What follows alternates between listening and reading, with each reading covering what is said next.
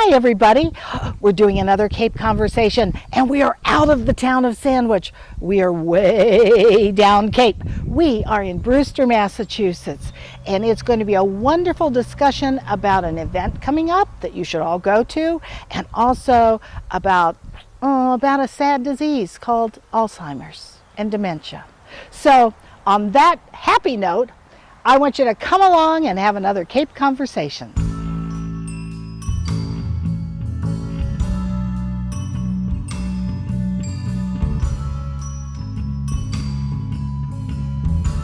Hi everybody, I am sitting in this gorgeous spot in Brewster. It's amazing when they let me out of the studio where I can go, and I am in Brewster, Massachusetts, and I am sitting here with folks who do wonderful, wonderful work, all with a cause that is really near and dear to most of us these days. I am sitting here at an Alzheimer's center, so to speak. And I am sitting here with Melanie, Yep. right, and Cynthia. So, how are you? Good to have you here. Thanks Good so to have you much. here. Excellent, excellent. So tell me all about yourself. Well, I am the co-founder of the Alzheimer's Family Support Center, which provides a broad array of services for families living with Alzheimer's and dementia all over the Cape, and everything we do is free of charge. Wow. So just to get a sense of what that looks like, we have 45 support groups up and running from the bridge to Provincetown. We do groups for caregivers, but also for people in varying stages of decline. So we have some early stage groups. We have groups for people with more advanced dementia that run at the same time as the caregiver groups, so they can caregivers can bring their people with them. We also do counseling and phone support and cultural events. The idea is that we understand these diseases to be diseases not of individuals but of families. Sure. And of communities. Sure. And so in order to give the best address to the people who are living through it, we try and engage as many people in the community and the family as we can. Well, where do you do all this? We do all this right here. You're sitting in our backyard. Oh my The gosh. Alzheimer's Family Support Center is located on Main Street in Brewster, Uh-huh. pretty much dead center in Brewster. And we happen to live here as well, so we live and work in the same place.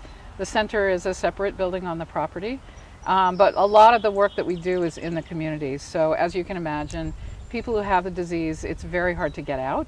It's hard for caregivers to get out, so if they can't get to us, we'll get to them. And we have a lot of different ways of doing that, both in person, certainly on the phone, via the internet is a program that we're running through New York University. We have a counseling program that we run online to be able to bring long distance caregivers into the conversation. So as you can imagine, on the Cape there are a lot of retirees here. Sure. Adult children live somewhere else. So we have a program that we use that looks a little bit like Hollywood Squares on the screen, where everybody is present with a counselor to be able to support that primary caregiver and help them walk through anything that they might need or anything that might be coming up over the entire course of the disease. So we know that a diagnosis could be anywhere from 2 to 20 years from diagnosis to death. We make a commitment to families to stay with them over the entire course of the disease, understanding that these are progressive diseases, that things change. Just when you think you have it all figured out, something changes. So we want to be able to help people navigate the entire progress of the disease. Wow, you have stated this so well. Thank you. I have a lot of practice at this point. So tell me, I want to get to Cynthia because she's the cultural side of things, and that's near and dear to my personal heart. But tell me, how long have you been doing this? I mean, how long have you as a person been doing this, and how long has this been in existence? Well, part of how I got involved in this was I was a caregiver for 8 years. I helped take care of my partner's mom for 8 years at home. We had 2 babies at the same time, so we had a very lively household. And we came out of it understanding that we would do it again in a heartbeat, but that it could have and should have been a lot easier. And so that's how we got started with this particular project. The Alzheimer's Family Support Center has been providing service for 2.5 years. And just to give you a sense of what that picture looks like, in just 2.5 years, we're already seeing 500 people a month for some form of free service. Wow. So you can imagine that the need on the Cape is enormous. it's growing really rapidly. And that's why we're so grateful, because everything we do is free. We're so grateful to people like Cindy and Beacon Hospice for stepping up and doing a fundraiser for us, because as our numbers grow, as the need grows, so the need for funding these programs grow. So we're really grateful for the help from that's these guys. great. But yeah, 2.5 years. Which is a great segue. You're so good at this. Why, thank you. We'll segue right into Cynthia. How are you? I'm fine. So now, what do? You work for Beacon Hospice. Beacon Hospice. Beacon Hospice, that's in Hyannis, Massachusetts. Right. And I am the volunteer coordinator. I've been with Beacon for 12 years. And we have a very specific program for dementia. Of course, we come as Melanie has put it, like a continuum, because you're going through, you're talking about a disease, an organ failure, and the organ failure is the brain. And so there's a myriad of different dementias. And dementia is like the play that we're going to be discussing, Slow Train, which is an autobiographical play written by a very talented woman who has gone through that journey. That it starts and it's a train and it may be slow moving, but you're not going to stop it. Right. Dementia, when you come in, and we have many, many, many patients who have a primary diagnosis of dementia. And it can be Alzheimer's, it can be Lewy bodies, it can be Parkinson's. Do we know if it's dementia? I mean, if dementia isn't always Alzheimer's, is that correct? No, oh, absolutely. Right, so they are different, and that's what I think confuses everybody. Thinks, oh, well, if they have dementia, it's automatically Alzheimer's, but it's not. No, correct? dementia is the umbrella term, and under that, you can have Alzheimer's, you can have Pick's disease, you can have Lewy bodies, as I said, you can have vascular-related dementia. Right. All of this is the failing of the brain, and it affects cognitive, ability to communicate. Right. But there's still the person inside that. Right. And that's where we, as end stage, and dealing with people with end stage, or also people that have a comorbidity of dementia. They may come on with end stage heart disease, but have a comorbidity of dementia as well. That's why we have a very extensive training program about reaching dementia patients at the end of their life. I see. And we're extremely grateful for an organization like Melanie and Molly's, which has been just wonderful. Oh, that's wonderful. So I'm very excited to sponsor this event. Oh, that's and wonderful. Support them. And we support end of life. Right. So I guess my question is, how did you get together? Well, I was sitting a vigil for a patient and a very lovely daughter, and that happened to be Maureen Houlihan. And we got talking, as Cape Codders do, and we discovered we had a great connection with theater, and that's when she shared with me that she had written 2 acts of a play about her father's journey and hers as caregiver. And I asked to read it, and it was wonderful, and she wrote a 3rd act, and Slow Train is the result. And it's a marvelous, marvelous play. It has been produced and directed here before. And where was it? We was involved with it when it's at the Katuitt Center of the Arts. That was in 2006, and at the Harwich Junior Theater in 2009. And the Barnstable Comedy Club has graciously given their theater to us this June.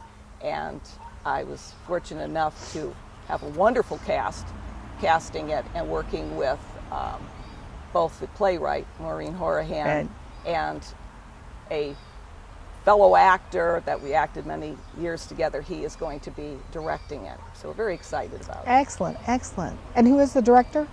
That's Michael Amancio Diaz, yes. And the actors are? Well, we have one of them here today. I know we do. I'm very excited. Janet Moore. She came highly recommended. Trust me, she's the best. I've directed her. I am very, very excited to have her. And she will be joining you with the playwright, because she is indeed portraying the part of Rose, which is Maureen's role. I see. And as the daughter, marvelous. she plays the daughter. That's right. And the actor portraying the father? That is Gary Mitchell, and he's just marvelous. He is terrific. And Janet and he have worked together before, and he's wonderful. And then we have... He's got the greatest voice of all time. In fact, I'd like to shut a curtain and just listen to his voice. Don't tell him I said that because he probably wouldn't like that, but he has fabulous voice. Yeah, so we're very excited about that. Excellent. Excellent, good.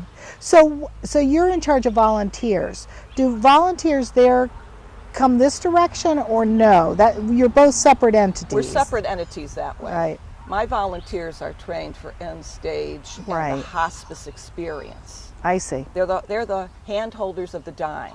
Right. We're the comforters of the dying.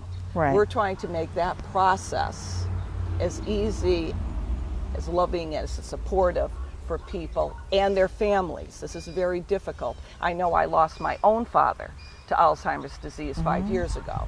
He died on Beacon Hospice Service. And having gone through that experience of having someone you love and you see their vitality and what a wonderful human being they are, and you're losing them slice by slice by slice. Sure. You need that support. And my Sure. mother certainly is his caregiver. Well, and if I'm not mistaken, hospice is so wonderful because they prepare the family for what's going to happen, both the physical and the mental Emotional, adjustment. spiritual. Yeah, Yes, absolutely. all of Psychosocial, it. all of it. Right. Mhm. So which is so wonderful. And that is what Molly and Melanie are doing too. It's a collective approach. It's not just clinical. Right. Yeah. So, how do you get Melanie? How do you get your funding for this? Is it through grants? Is it because you're just a nice guy? How do you find money for this? Because you said it was free. Yes, so. well, hopefully people think we're nice guys. That's always a good thing. Yes, it's always a good We guy. do a lot of grant writing. Yeah. We do a lot of partnering in the community with entities like Beacon, I see. who has generously come forward and offered to do this fundraiser for us. Sure. We do a lot of fundraisers. We have a big walk that we do in Provincetown in the middle of October. Yeah. And we try and make all of our events, because we're small, we don't have paid fundraisers, we don't have that kind of mechanism in place because we're really service driven. So 90% of every dollar we raise goes into free service. I see. So we try and make all of our events do more than one thing, which is why I really love this play, because it's not only a cultural event and a fundraiser. We offer tickets free, and I do want people to hear this, for caregivers and people with the disease who want to come, who may not be able to afford it. We want people to be able to come and participate. It's educational, so it does educate the community about what's going on. It fires on a lot of different levels. So we're building more and more kind of community relationships between ourselves and individuals, between ourselves and other organizations and entities that are doing the same kind of work. So fundraising is a big part of it, and grant writing and donations. Yeah, and we're a 501c3 nonprofit, so it's all tax deductible. Excellent, good. So Cynthia, you met Maureen, Yes. and you went, oh my gosh, let's do this play. Let's Yes. put on a show, kids. Yes, that's right. and you're a good one for that, I know, for a fact. So, how did it go from, gee, I read this play, to let's produce this, let's do this, and how did you come up with having the proceeds come here? Well, as soon as I read Maureen's play, I said, this is a gifted playwright.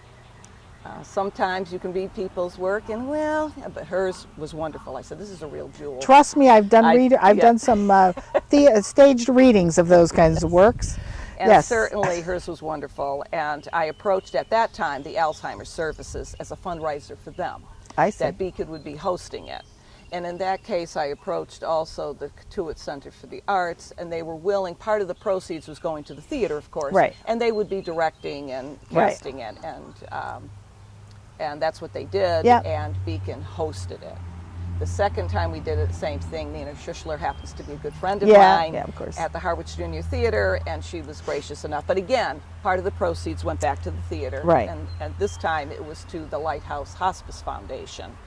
And then this time, which is very exciting, we're going solo because the comedy club is not asking for any proceeds at all. That's they are a giving wonderful us thing. completely the venue. Good for them. And they're being gracious enough so that every last dime goes to the That Alzheimer's is so Family Support wonderful. Center. And I'm very excited about that for them. Oh, that's a great. And so in that case, though, however, I was in charge of producing, Yeah.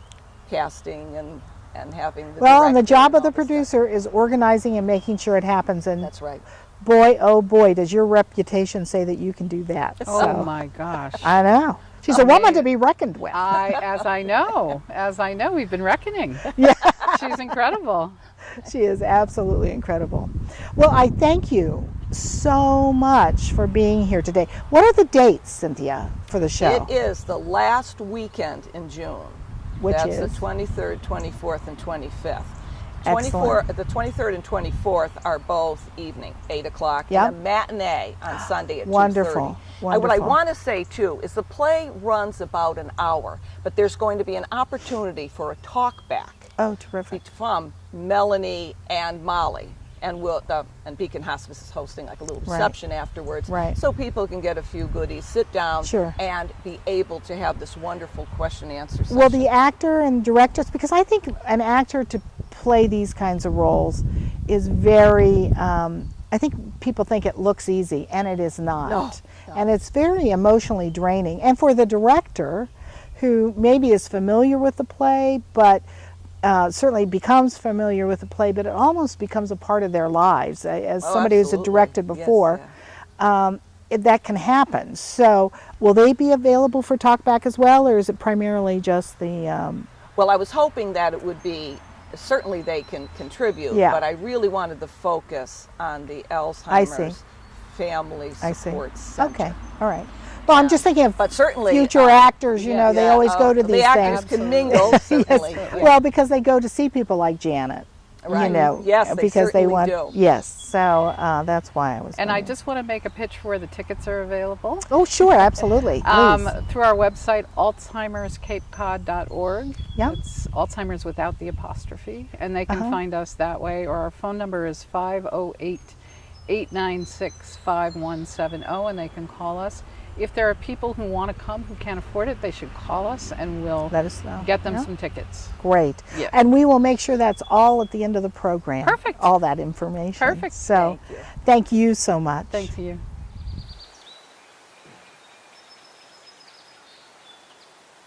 I'm here with Maureen and Janet. Maureen, the playwright, Janet, the actress. It is so wonderful to be talking about this subject with you.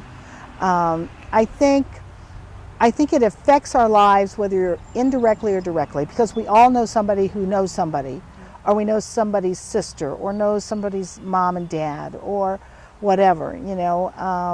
I was very fortunate as the last of 5 kids. My parents both died suddenly. One, well, it's sad, but it isn't sad because, oh my God, my dad would have been so cantankerous. And my mother, you know, was fine. She went to bed and just didn't wake up. And as awful as that was, I've now watched people go through this. And they're right. They're all, you know, it's a big umbrella of dementia. But, you know, worrying about whether your mom or dad, not only are they safe if you don't live in the same community, but if they're living with them, oh my God, whatever you do, Johnny, don't forget to lock the door because I don't want Grandma getting out, you know? Right. And that's bringing it down on a pretty basic level, Right. but it is a huge issue. So tell us your story. Tell me, why did you write this play, and what did you go through? And some of it I'm sure is funny and some of it not. Yeah. Well, I had great parents and an older brother and a younger sister, and I grew up in Springfield, Mass. Mhm. Then I moved to the Cape when I was 20. And as I was mentioning, a couple years later, I lived just 2 doors over, so it's great being back in the old hood here for about 7 years. Yeah. But so I was writing. I was a school teacher, and then I was writing, and I wanted to improve my dialogue in writing. And I read about a one-day workshop given in Barnstable Village, I think at the library, by Sinan Unel in Provincetown, wonderful playwright. And so I did that one-day workshop, and you know, he was smart enough to say, take a conflict and just develop that. And then we read what we'd done there that day, and then everybody went about their business. But I kept working on it, and the biggest conflict in my life right then was that I could think of. My dad had just died of Alzheimer's, and I was thinking about how much strife it brings between siblings and the family and worry, and so I wrote what became the first 10-minute play, and I called it Slow Train Coming, till I realized I'd stolen Bob Dylan's title off a CD, and then I Whoops. changed it to Slow Train. Yeah. And then after that, I wrote what became the third act, and then met Cynthia and wrote the middle one. Wonderful. Yeah. So you were going through it. Tell us what it was like going through it. I think people want to know, are we different than everybody else, or are we this, is it all Yeah. the same? I think every particular story is different, but I know for me, my father had suffered some, he was a vet, and he'd suffered some mental, I don't know what you call it. Post-traumatic? Yeah, well, he'd already had some mental issues, from after the war and so on. And we'd lived through those, and he was finally at kind of a smooth place in his life. And he seemed to be okay. And then this started happening, the crazy things started happening, and the driving to appointments you don't have and all that. And we were all getting pretty worried about that. So once we got the diagnosis of Alzheimer's, and I think the three little plays might be thought of as the first act is kind of dealing with the diagnosis, and the middle one is dealing with the life. He was now at the old soldiers home in Holyoke, and then in the end, Alzheimer's kills you. Well, something is. Well, I hadn't really thought about that. But Yeah, but it is. Yeah, it's going true. to it's going to shorten your life, and it was Right. dealing with that. But I think that when we first found out that he had Alzheimer's, I was just so overwhelmed, and I didn't know anybody. I didn't know anyone personally that had it. I didn't know what you do. I didn't know what to expect, and I was just overwhelmed and sad. And I think if I had a message, it would be to say to people, there are many good days to come. There are many good days to come.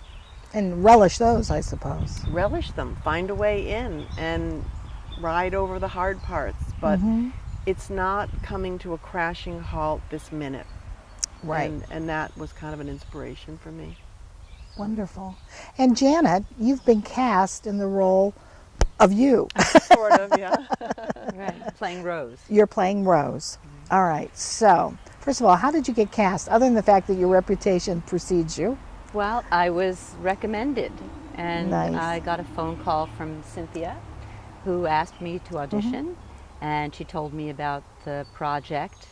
And I have a brother whose wife, my sister-in-law, has early onset Alzheimer's, and it has devastated her and him, and she goes to daycare every day, and she is going from being the head librarian at a university to being completely nonverbal, and it is shocking. Tragic and shocking. Yeah, and so when Cynthia explained to me what the play was about, and then I read it, I thought it was beautiful. I thought it was touching and funny, and I felt that I'd be honoring her in some way Sure. if I Sure. worked on this, Sure. and so I accepted. You accepted. And who is this person that you're portraying, Rose? Because I know you are a great one to look at every little tiny detail, which is so wonderful. Sometimes for a director, you kind of go, "Oh, for God's sakes, just do it."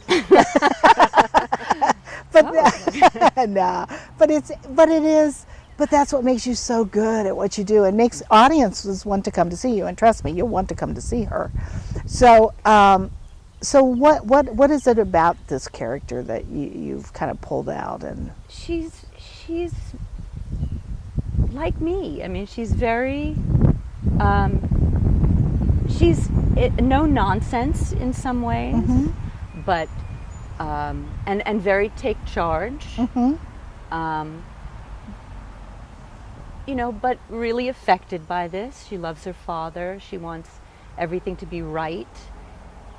She doesn't understand why he doesn't get better, which is see, now that's something you don't think about, because we all, even if you have a diagnosis of cancer, you go, okay, well, we'll do the treatments, and you'll get better. and you'll get better, and it'll be, we'll be cancer-free. That's the Right. big term, cancer-free. But this And doesn't this happen that doesn't way. happen with this. And I could see it with my brother and his wife. Mhm. They tried for a long time experimental treatment, and he would always have hope. Look, it's better. It's getting better, but it doesn't. It doesn't get better. And that was poignant to me in the middle of the middle play, that to come to the realization that this, it doesn't, even though he's in a place where they're taking care of him, that he doesn't get better, that this is, each day is the new reality of what will happen. Right, right. And the last play too, she is, the last play is her coming to terms with the fact that he's dying, which she doesn't really acknowledge at the beginning of that play. So, Well, it's an interesting thing. I've for a couple of years, I was executive director of the American Heart Association for the Cape and Islands, and it was a wonderful job. And I used to say, which not in public a lot, but I'll say it now, you know, everybody dies from something, and everybody's heart stops. It's how we get to that point that is agonizing and is, you know, can be funny and can be pleasant and can be peaceful, and sometimes it's not. You know? I mean, we always talk about cute old people. Oh, they don't quite get it, and they're kind of toddling along, but aren't they cute? And it changes over the journey too. Right. So did that come in as a factor for you? I mean, did you have that issue with your dad, or no, it was pretty calm and I don't think he ever really got mean or aggressive. It just was never his nature. But he did become a danger to himself at home. There you go. And my, you know, it would be a danger to my mother too. And it was escalating, and he needed to be somewhere safe. You Sure. know? But even when he was at the soldiers' home, he was just the mayor there. Yeah. He, That's you know, it's wonderful. mentioned in the play, he was just charming. He took care of the nurses. He stayed up all night with the security guards and did rounds with them. I see. He told me that he'd been hired to work there, and he was There we now go. the sheriff. There we I said, go. oh, great, you know. And when I went the next time to see him, that Saturday, he was wearing a badge. Because They'd given him a badge. Yeah. And so they were wonderful. As Sure. a good, you know, I taught 4th grade, and I think as a good teacher, you look at the kid that you've got and you think, how can I make this better for him? And they looked sure. at that patient and said, well, Francis now does rounds with us, you know, patrolling at night. Yeah. And so in the middle of things were better for him. Once it was sad in the beginning, but as he got into it and got a little worse, it got a little better, you know, and he Right. never did. You know, that's another thing I would say to people. Everyone's story is different. My dad never did forget who we were, who I was. Which is a wonderful It was a thing. blessing. That You is know, a he may blessing. not have been able to give my name, and he was confused at times, but he knew he was with family. Oh, that's wonderful. And they became a family too. They were great. Right. I have to say, they were great. And that is what I think is what's so threatening, for lack of a better term, to families is the not only the unknown of what's going to happen, but that feeling of family. That's if I put my spouse, my dad or mom or brother or sister into this location, are they going to be like family? Are they going to treat them well? Are they going to Carefully. be careful? Really care for them. And be involved, stay there, help them, Right. bring them cookies, send them stuff. Right. You know, That helps get in too. there. Right. Do stuff, you know. Well, and that does make a difference. Yes. I do have a funny story. My mother-in-law passed away at a very elderly age, and she was always the perfect person. I mean, trust me, sweetest person in the world, and she continued to be that up until her dying day. But she definitely had dementia. And so you would see her, she had a pat line that she gave to everything. So Mick, it's a beautiful day. Yes, it is. Not too bad for an old gal. She said that no matter what it was. Yeah. And we all kind of, we became kind of a joke, because then, at her funeral and what have you, and we're at a reception after the funeral, and all the kids are there, and we all said the same thing. Well, have a safe trip. Yes, I will. Not too bad for an old gal. But comfort, because you have to look at some of this in life as a little bit of with a little bit of humor. You've got to laugh. Yeah, I'm and we hoping have to there's have some grace. We all know that. There is not a downer. There's some It's sad actually- moments, but Right. I'd like to think it's funny, and as your person would probably want it to be. you Yeah, know? I mean, sure. there's a lot of funny stuff I couldn't put in there. Right. Oh, I can imagine. I can imagine. I want to thank you both for being here, and break a leg. Thank you. And I'm hoping I get to come see it. So too. I know. It's around my anniversary time, and it's kind of a big one, so I don't know what we may be doing. We'll probably be in Sandwich, Massachusetts, where I live. But if I am there, I definitely want to come to see it. Thanks for having us. Oh, listen, you guys are great, and this is a wonderful event, and we'll have more details to follow. All right. Wow, how inspiring for all of us to hear these ladies talk about Alzheimer's and dementia, and how they're caring for people, caring for the caretakers, so important. Their event coming up at the end of June, the play Slow Train, is going to be fantastic. And with the actors they have involved, and with the playwright who experienced Alzheimer's in her family, this is really going to be something you are going to want to see at the Barnstable Comedy Club. So I want to thank you for joining me today, and I want to say to you, I want to see you next time on another Cape Conversations.